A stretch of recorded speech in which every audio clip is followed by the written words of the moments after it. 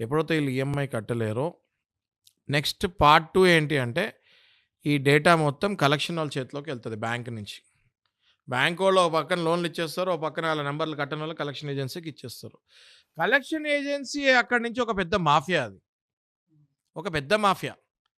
అంటే వీళ్ళు RBI guidelines follow అయ్యి ఇంటికొచ్చి మర్యాదపూర్వకంగా ఐడీ కార్డ్ చూపిచ్చి పద్ధతి ప్రకారం మార్నింగ్ 8 నుంచి ఈవినింగ్ 7 లోపు రావాలి.